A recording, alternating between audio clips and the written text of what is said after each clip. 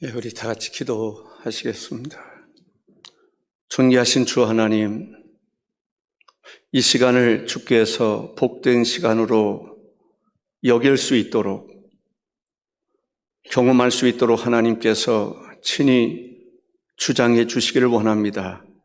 우리의 마음속에도 성령의 기름 부으심이 충만해서 은혜의 말씀으로 받을 수 있도록 인도해 주시고, 혹 제가 잘못 전하는 것이 있다 할 때에 주께서 마음속에 두지 않을 수 있는 은총도 주시고, 주께서 원하는 말씀을 증거할 때에 우리 마음이 기뻐하며 즐거워할 수 있도록 인도해 주옵소서. 예수님의 이름으로 기도하옵나이다. 아멘. 하나님께서 약속해 주시는 것들이 있습니다. 이 약속이 바로바로 이루어지면 참 좋겠는데, 어느 때는 그 약속이 1000년도 가고 2000년도 가고 그렇습니다. 당대에 이루어지는 경우들이 있지만 후대에 이루어지는 경우들이 있습니다. 그래서 성경은 하나님의 약속은 또 하나님께서 분명히 지키시는데, 우리 인간에게 인내가 필요하다라는 말씀을 하고 있습니다. 첫째로 하나님은 약속을 신실히 지키시는 하나님이십니다. 약속하신 것을 하나님은 신실하게 지키신다. 꼭 지켜주신다는 거예요.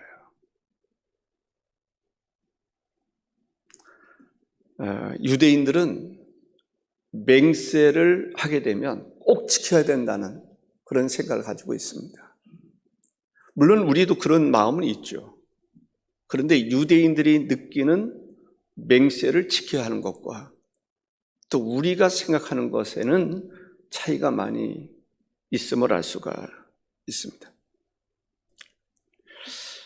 사사 입다의 경우를 보면 전쟁터에 나가게 됩니다. 암몬 자손과 전쟁을 하게 되는데, 왜 그런 맹세를 했는지는 모르겠지만 하나님께서 이 전쟁에서 승리하고 다시 돌아오게 된다면 내 문에서 가장 먼저 나를 맞이하는 사람을 번제로 드리겠다. 번제는 어떻게 드리는 것입니까? 죽이는 거예요. 전쟁에서 승리했습니다. 즐겁게 돌아옵니다. 승리의 개가를 부르고 돌아오는데 자기를 맞이하는 사람이 있었습니다. 외동딸. 그 딸이 너무 즐거워서, 아버지가 전쟁에서 승리하고 돌아오는 것이 너무 즐거워서 소굴을 잡고 춤추며 나와 아빠를 영접했습니다. 그때 입다의 마음이 어땠을까? 아브라함이 독자 이삭을 하나님께 번제로 드리는 것 같은, 아마 그 느낌이 비슷하지 않았을까? 기가 막힌 일이죠. 그만큼 유대인들은 약속을 하면 지킨다. 독자를 드리든지 딸을, 외동녀를 드리든지 약속은 지킨다는 그런 의미가 있습니다. 그래서 하나님과의 관계 속에서 약속을 하나님이 지키라고 그러죠. 왜? 하나님 약속을 지키시는 분인 것을 알 수가 있습니다. 하나님께서 아브라함에게 이런 말씀을 하셨습니다. 창세기 12장 1절과 2절에 여호와께서 아브라함에게 이르시되 너는 너희 고향과 친척과 아버지의 집을 떠나 내가 내게 보여줄 땅으로 가라. 내가 너로 큰 민족을 이루고 내게 복을 주어 내 이름을 창대하게 하리니 너는 복이 될지라. 그 말씀을 들을 때가 나이 75세였습니다. 근데 그 약속을 하나님이 지키실 때에는 10년, 20년 후가 아니었어요. 25년 후 나의 100세의 아들 하나를 주십니다. 그 아들에게서 어떤 소망을 갖도록 하냐면 그 자손이 하늘의 뭇별처럼, 아들 하나 주면서 하늘의 뭇별처럼 많을 것이다. 이것이 하나님의 능력입니다. 하나님의 약속입니다. 하나라고 해서, 아니 한 사람 어떻게 이 하나를 주시면서 하늘의 뭇별처럼 많을 것이다 라고 말씀하시는지 이해가 안 갈 수도 있겠지만 하나님 그 약속을 신실하게 지키셨습니다. 우리가 오늘의 말씀을 통해서 도전을 받고 은혜를 받아야 되는 것은 나에게 주시는, 우리에게 주시는 하나님의 약속이 무엇인가를 발견하고 그 약속을 믿고 인내하면서 기다리는 것입니다. 다윗이 이렇게 고백을 했습니다. 시편 40편 1절에서 내가 여호와를 기다리고 기다렸더니 귀를 기울이사 나의 부르짖음을 들으셔도. 기다리고 기다렸더니, 우리는 하나님의 약속을 기다리고 또 기다리고 인내하면서 기다릴 수 있는 그것이 바로 믿음인 것입니다. 믿음이 없는 사람은 기다리지 못합니다. 그런데 믿음의 사람들은 기다리는 것입니다. 저나 여러분이나 정말 믿고 기다릴 수 있는, 예수 그리스도의 재림 믿고 기다릴 수 있는, 주께서 우리를 불러가실 때에 하나님의 나라가 나를 위하여 준비되어 있음을 믿고 기다릴 줄 아는 성도가 되어야 될 줄로 믿습니다. 두 번째는 우리는 영혼의 닷과 같은 확실한 소망을 가지고 있어야 합니다. 영혼의 닷과 같은 확실한 소망을 가지고 있어야 됩니다. 히브리서 6장 19절에 우리가 이 소망을 가지고 있는 것은 영혼의 닷 같아서 튼튼하고 견고하여 휘장 안에 들어가나니 라고 했습니다. 하나님은 신실하신 분입니다. 성경은 우리의 인생을 이야기할 때 바다에 비유하고 있는 경우들을 보게 됩니다. 바다는 어떻습니까? 아주 낭만적이고, 그래서 저는 바다를 참 좋아하는 편입니다. 그래서 때로는 바다 한 시간을 보기 위해서 서해안을 갑니다. 예전에 운전을 할 때 그래도 좀 자유로울 때는, 피곤이 덜할 때는 동해안을 갔습니다. 잠시 바다 보고 오고 싶어서 동해안을 가는 거예요. 잠시 바다를 보면서 바다다 하고 소리치고 싶어서 서해안을 갔다 올 때가 있습니다. 아마 여러분들 가운데는 꼭 그럴 필요 있는가? 어떤 사람은요,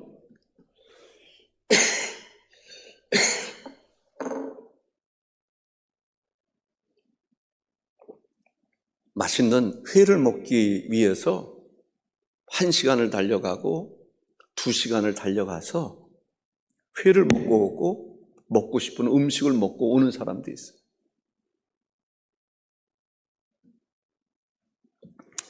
근데 바다라고 하는 것은 낭만적인 것이 또 있지만은 아주 위험한 것이 바다입니다. 바다에 만일에 큰 군함과 같다 몰라도 작은 배를 타고 나갔다고 생각해 보세요. 이 배에는 꼭 가지고 있는 것이 있습니다. 닷이라고 하는 것입니다. 큰 배든지 작은 배든지 이 바다 깊은 데다가 그것을 내려놓는 거예요. 그래서 배가 다른 데로 표류하지 않도록, 떠내려가지 않도록. 그래서 바로 오늘 본문은 그 얘기를 하고 있는 것입니다. 배에게 있어서 가장 중요한 것은, 배를 안전하게 붙들어 줄 수 있는 것은 바로 닷이다라는 거예요. 닷을 소망으로 이야기합니다. 우리를 가장 안전하게 항해하는 사람에게 있어서, 인생을 바다에서 항해하는 사람에 비유해 볼 때 가장 있어야 할, 꼭 있어야 할, 반드시 있어야 할, 없어서는 안 될 게 뭐냐? 닷이라는 거예요. 우리는 우리 이생을 살아갈 때 확실한 소망이 있어야 돼요. 우리의 소망이 뭐냐? 그리스도인들의 소망이 뭐냐? 교회의 소망이 뭐냐? 분명한 소망이 있어야 됩니다. 그 소망이 없으면 흔들릴 수밖에 없는 것입니다. 코로나를 경험하면서 제가 가장 심각하게 생각하는 것은 대면 예배냐 비대면 예배냐라는 거죠. 저는 어떤 상황 속에서든지 그렇지 않을 수도 있어요. 북한 같은 경우는 저는 대면 예배를 드려야 된다고 생각을 하는 사람입니다. 그냥 나를 감옥에 가둔다, 그 정도는 감당할 수 있을 것 같아요. 우리 그리스도인들에게 있어서, 하나님의 사람들에게 있어서 가장 중요한 것 가운데가 하나님을 예배하는 것입니다. 하나님은 예배하는 자를 찾으시는 것입니다. 천국에 가면 어떤 사람들이 들어가나요? 천국에서 이루어지는 것이 뭘까요? 하나님을 경배하는 것입니다. 하나님을 영화롭게 하는 것입니다. 하나님을 찬양하는 것입니다. 오늘로 말하면 하나님을 예배하는 것입니다. 그런 사람이 천국에 들어가는 것이고, 천국에 들어가서 할 수 있는 것이 역시 하나님을 영화롭게 하는 예배가 있는 것입니다. 그러면서도 목사로서 양들을 지켜야 될 사명이 있어요. 영적인 것뿐만 아니라 때로는 정신적인 것과 육체적인 것도 지켜야 할 필요가 있어요. 그래서 저는 스스로 자문자답할 때가 있습니다. 그냥 생각할 때가 있어요. 네가 진짜 목사냐? 얼마 전에 어떤 아이 3명이 물놀이를 하다가 물에 그냥 빠졌어요. 죽을 지경에 이르렀어요. 지나가던 한 사람이 그 아이 셋을 구출해냅니다. 저는 그런 생각을 할 때가 있어요. 만일에 교인 가운데 바다에서 표류하게 된다면 나는 어떻게 해야 되지?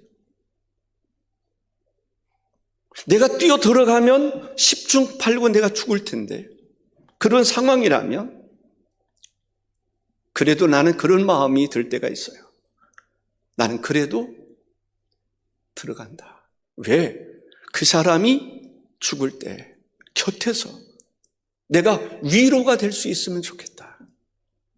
스스로 그러한 자문자답을 할 때가 있습니다. 진짜 그런 상황이 닥쳐왔을 때는 어떨지는 잘 모르겠어요. 그러나 간혹 그런 질문을 저에게 할 때가 있습니다.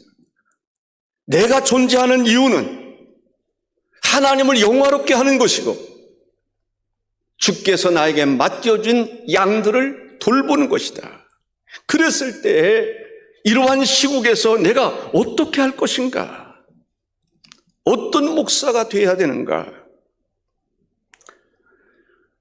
국민일보 백상현 기자가 한국교회 설명회라는 주제로 대면 예배를 통한 감염은 사실상 없었다라는 글에서, 중간중간 내용이 길기 때문에 좀 빠진 부분이 있는데, 의도적으로 뺀 게 아니고 내용이 길기 때문에 별로 중요하지 않은 것 같은 것은 좀 뺀 적이 있습니다. 읽어드리겠습니다. 사회적 거리두기 4단계에서 다른 다중 이용시설은 영업시간 제한, 면적당 인원 제한, 좌석 거리두기만 유지하면 이용할 수 있습니다. 하지만 교회는 비대면 예배라는 하나의 선택밖에 없습니다. 이것은 종교활동 제한을 넘어 교회 폐쇄에 가까운 위협적인 결정입니다. 감염병의 예방 및 관리에 관한 법률에 따르면 50제곱미터 미만의 식당과 300제곱미터 미만의 소매업은 인원 제한, 사회적 거리두기 제한이 없습니다. 따라서 수천 명이 찾아와도 상관없습니다. 반면 50제곱미터 미만의 작은 교회와 300제곱미터 미만의 중형 교회는 19명밖에 못 들어갑니다. 3,000제곱미터의 교회도 3만 제곱미터 교회도 19명밖에 못 들어갑니다. 여의도 순복음교회는 좌석수가 1만 2천석입니다. 명성교회는 1만 석, 연세중앙침례교회는 9천석, 사랑의 교회는 6,500석, 새해된 교회는 5,000석입니다. 그런데 천편일률적으로 19명만 허용됩니다.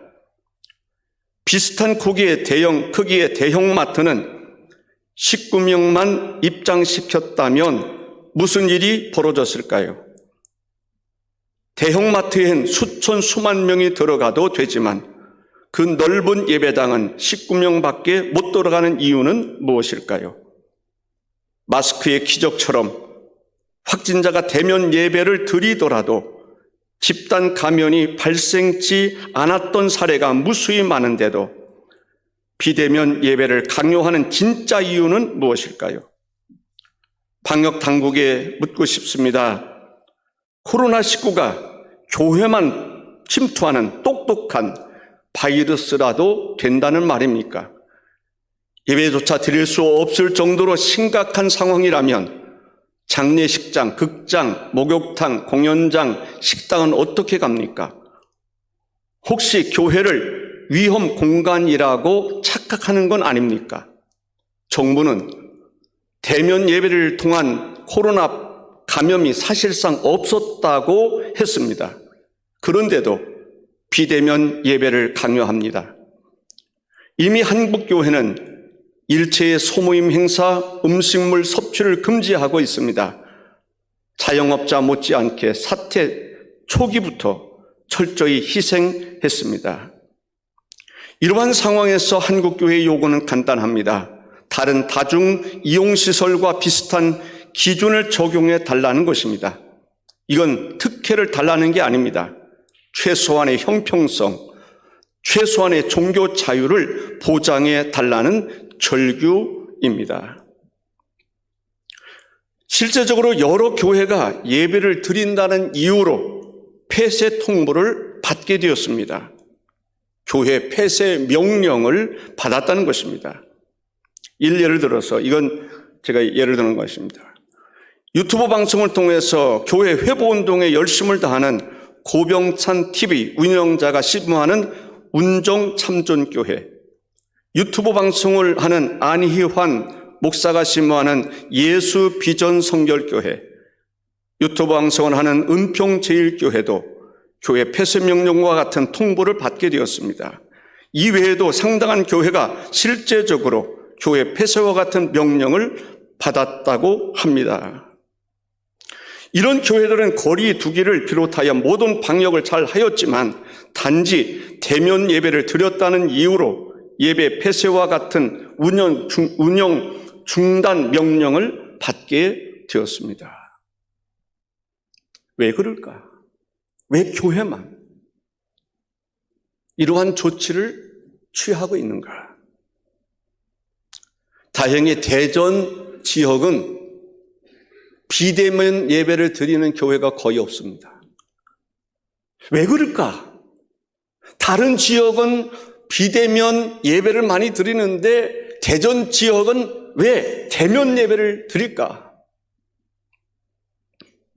물론 대전시장이 기독교인일 수도 있지만 그것만은 아닙니다.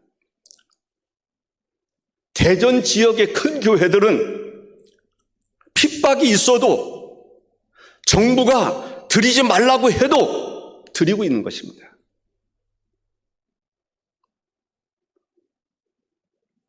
조금 전에 이야기했던 그 교회도 예배를 드리는데 새벽에도 경찰들이 오고 시에서도 오고 난리지만 예배를 드리는 것입니다. 그렇다고 그러한 교회가 확진자가 생기는 일은 거의 없습니다. 예배를 통해서 정부가 발표하지 않았습니까? 정부가 예배를 통한 감염자는 없다. 이렇게 정부가 발표를 했음에도 불구하고 예배를 드리지 못하는 것은 그 이유는 전혀 다른 데 있을 수 있습니다. 일제시대에 기독교의 핍박이 있었습니다. 그때도 예배를 드리지 못하러 가지는 않았습니다. 상황이 다르다라고 말할 수 있을지 모르지만은 예배를 방해는 했습니다. 설교도 어떤 설교는 하지 마라, 이런 부분은 있었습니다. 그래서 그들이 주장하는 것이 정경분리입니다. 그런데 참 신기한 것은 우리나라에 친일파라고 해서 그렇게 핍박하던 사람이 정경분리, 일본 사람들이 그렇게 만들었던 정경분리는 그렇게 찾고 있습니다.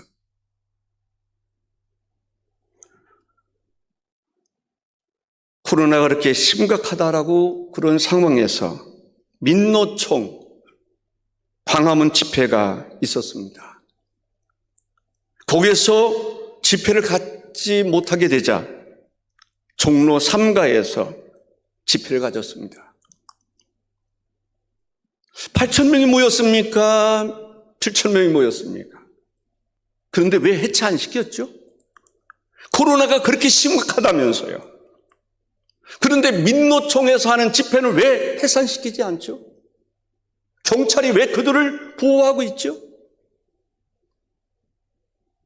지난해 8.15 광복절 집회에서는 뭐라고 그랬습니까?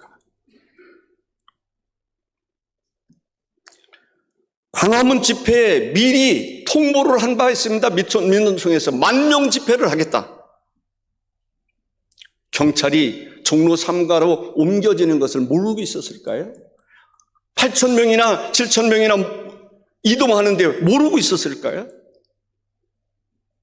다 알고 있었어요. 그건 상식입니다. 그런데도 그들은 지난해 8.15 광복 집회에서는 그 주동자를 뭐라고 말했습니까? 살인자다. 그때 확진자가 몇 명 됐었죠? 한 160명 정도 됐을 그때에 광화문 집회를 주도한 주동자는 살인자라고 얘기했어요. 제가 잘못하면 내 개인적인 사견을 이야기한다고 생각할지 몰라서 안철수 씨라고 할 겁니다. 이렇게 얘기를 했습니다. 민주노총의 집회는 너무나 이기적이고 무책임했다고 하였습니다. 국민의 안전에 대해서는 무책임했다고 그가 말했습니다. 제가 직접 들었습니다. 민주노총에 대한 정부의 태도는 지난해 문재인 규탄 집회와 비교하면 너무나 다르다고 말했습니다.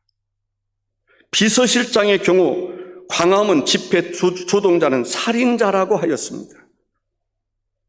광화문 집회를 막기 위해 166명 시점의 상황이었습니다. 민주노총의 5분의 1 수준이었을 때 난리였습니다. 문재인 대통령은 솔직히 답해야 합니다. 불법 집회에 대해 지금 어떤 강력한 조치를 취하고 있느냐? 경찰 수사는 신속하게 이루어지고 있습니까? 잘못에 대해 강력한 처벌을 할 의지는 있습니까? 정부 비판 집회는 코로나 집회나 코로나 집회는 더 잘 퍼지고 친정권 집회는 코로나19가 비켜가는 겁니까?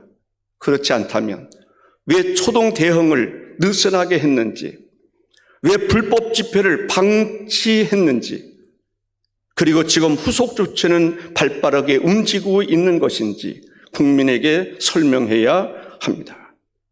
설명할 수 없다면 누군가는 책임을 져야 합니다. 앞으로 4차 대유행이 더 심각해진다면 그것은 정부와 민주노총의 책임일 것입니다. 채널 A에 의하면 민주노총은 또 다른 강원도에서 집회를 강행하려 하였습니다. 그것도 강원도에서 확진자가 가장 많이 쏟아진 날 23일 민주노총의 집회를 막기 위해 경찰이 차벽을 설치하였고 시민들의 저항이 있어서 집회 장소로 직행하지 못하게 되자 인근 울타리를 넘어서 집회 장소로 이동 200명 집회가 있었고 또 다른 데서 산발적으로 집회가 있었다고 말합니다. MBC 뉴스 데스크에서는 400명이 집회에 참여했다라고 말했습니다. 그것도 4차 대유행 속에서 말입니다. 그럼에도 불구하고 작년 광화문 8.15 애국 집회 주동자를 살인자라고 했던 그 사람들은 지금 침묵을 지키고 있습니다. 교회는 대면 예배를 드린다는 이유로 교회 폐쇄 조치를 취하는 것과는 대조적이지 않습니까? 그럼에도 불구하고 기독교 단체장들이나 교단에서는 말 한마디 못하고 있는 것처럼 보입니다. 교회들이 폐쇄되는 상황에서도 기독교 단체들은 꿀먹은 벙어리처럼 침묵하고만 있습니다. 민노총은 오는 30일 대규모 집회를 또 강행한다고 합니다. 민주노총에 소속된 것은 공무원 노조, 노동자, 교직원, 전교조, 대한노조, 자동차 노조 등이 있다고 합니다. 현재 민주노총 위원장은 김석기 석방 추진위원장이라고 합니다. 김석기가 누군지 아시죠? 나라 전복을 꾀했던 사람입니다. 지금 민노총의 회장이 바로 김석기 석방 추진위원장이라는 것입니다. 이들은 미군 철수나 국방예산 삭감, 주택 절반은 국가가 가져야 한다고 주장하고 있습니다. 비정규직 폐지 등을 비롯하여 노동자 권익과 상관없는 일까지도 주장하고 있다고 그럽니다. 예전에 민노총에 저는 위원장인지 이런 직함을 가졌던 사람으로 이해하고 있는데 혹시 아닐 수도 있습니다. 그 사람이 거기에서 나와서 바로 김준용 씨인데 국민노조 사무총장으로 지금은 있습니다. 11월 3일인가요? 민노총에서 대대적인 총파업을 통해서 국가체제를 전복시키려고 한다라고 하는 이야기를 인터뷰를 통해서 하는 얘기를 들었습니다. 그래서 전광훈 목사님은 8.15 집회를 미리 열어서 민노총의 그러한 집회를 그대로 방치할 수 없다고 하는 그러한 의도에서 8.15 집회를 연다고 그렇게 말합니다. 사랑하는 성도 여러분, 우리는 이 세상에 존재하고 있습니다. 이 세상에는 다양한 목소리가 있습니다. 나름대로 자기의 꿈을 실현하고자 하는 사람이 있습니다. 이 땅에 사회주의, 공산 국가를 세우려고 하는 사람도 있을 수 있습니다. 그러나 우리 그리스도인들은 분명한 소망이 있어야 됩니다. 세상의 그러한 모든 것들은 일장춘몽이 될 수밖에 없습니다. 그러한 것들은 다 사라질 것입니다. 쇠하여질 것입니다. 풀의 꽃같이 사라질 것입니다. 우리가 이 세상에서 몇 년을 사시든지 사시다가 하나님께서 부르시면 우리는 하나님께로 갈 수밖에 없습니다. 그때 내가 쌓아둔 모든 공력이 다 불타게 될 것입니다. 세상의 명예도 권세도 부도 영화도 다 사라질 것입니다. 하나님 앞에는 빈손으로 왔다가 빈손으로 돌아갈 수밖에 없는 것입니다. 우리에게 참된 소망이 있다면 무엇이겠습니까? 성경을 통해서 하나님의 말씀을 통해서 우리가 참된 소망을 가져야 될 것이 무엇인지를 아는 것, 알도록 하는 것이 오늘 설교하고자 하는 의도인 것입니다.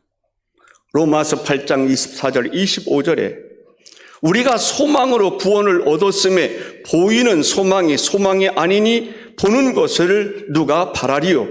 만일 우리가 보지 못하는 것을 바라면 참으로 기다릴지니라 했습니다. 우리의 참된 소망은 하나님께 있습니다. 그래서 어떤 상황 속에서든지 여러분들은 하나님을 바라볼 수 있기를 바랍니다. 하나님을 똑바로 바라볼 수 있기를 바랍니다. 하나님의 얼굴을 통해서 하나님이 주시는 말씀을 통해서 우리가 어떤 삶을 살아갈 것인가를 확실한 소망을 가지고 살아갈 수 있기를 바랍니다. 다시라고 하는 것은 배에 있어서는 소망입니다. 우리의 소망이 무엇인지를 알아야 됩니다. 제가 광주 사태가 있을 때 서울에서 학교를 다니면서 공부를 했습니다. 그때 데모하러 참 많이 나갔죠. 체류탄 가스도 많이 마셨습니다. 그리고 목사 안수 받고도 데모하러 서울에 올라가곤 했습니다. 혼자 올라갔어요. 그러다가 어느 날 깨달았습니다. 내가 뭐 하는 짓이지? 누군가에 의해서 내가 조종되고 있다는 것을 깨달았습니다.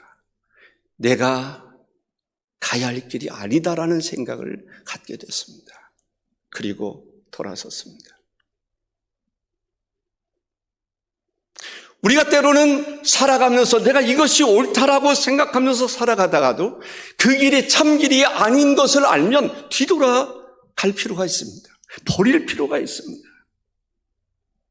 끝으로 한 가지 더 말씀드린다면 우리의 참된 소망은 하나님의 나라에 있습니다. 천국에 있습니다. 예수님이 이 땅에 오신 목적이 뭐예요? 우리를 구원하기 위해서 오신 거예요. 구원받은 하나님의 백성들이 있을 처소를 예비하기 위해서 예수님이 하늘의 보좌에 하나님 보좌 우편에 앉으셨고 그곳에서 바로 우리가 있을 처소를 예비하고 계신다는 거예요. 우리의 참된 소망이 예수 안에 있다는 사실을 기억하실 수 있기를 바랍니다. 모든 성도들은 마지막 천국에 이르도록 약속해 주신 소망의 닷과 같은 믿음을 가져야 합니다. 디도서 1장 2절에 영생의 소망을 위함이라. 이 영생은 거짓이 없으신 하나님이 영원 전부터 약속하신 것인데 라고 말씀하고 있습니다. 베드로전서 1장 3절에 보면은 예수 그리스도를 죽은 자 가운데서 부활하게 하심으로 말미암아 우리를 거듭나게 하사 산 소망이 있게 하시고 라고 이야기하고 있습니다. 사람들이 죽으면 묻힙니다. 죽음에 대한 이야기 하긴 그렇습니다만은 저는 예전에 집에서 이렇게 장례식을 할 때 시신들을 참 많이 만져봤습니다. 아마 젊은 나이에 그래도 다른 동료들에 비하면 많이 만졌을 거예요. 저는 고등학교 때부터 왜 그런지 시신 만지는 것이 좋았어요. 고등학교 때부터. 그래서 고등학교 때부터 장례를 치르는데 시신을 염하거나 그런데 참여한 적이 있습니다. 때로는 냄새나죠. 다 흙으로 돌아가는 것입니다. 근데 저는 거기에서 장례를 준비하면서 깜짝깜짝 놀랄 때가 있습니다. 구원받은 하나님의 백성들은요, 달라요. 구원받은 하나님의 백성들은 달라. 제가 경험하는 것은 달라요. 그렇게 시신이 부패 상황과 상관없이 그렇게 은혜가 돼요. 와! 그때 제가 마음속에 와, 이런 거구나. 근데 어떤 사람은 그렇지 않아요. 섬찟해요. 사탄이 저는 역사한다고 생각해요. 구원받지 못한 사람은 죄송하지만 누구든지 구원받지 못한 사람은 하나님의 나라에 이룰 수 없는 거예요. 지옥에 들어갈 수밖에 없는 거예요. 그 영혼이 떠날 때 얼마나 고통스럽겠어요.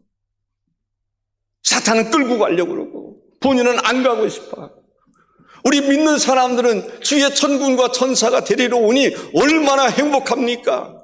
육신은 썩는다 할지라도 그 영혼이 즐거워하며 할렐루야, 하나님께 영광을 돌리지 않겠습니까?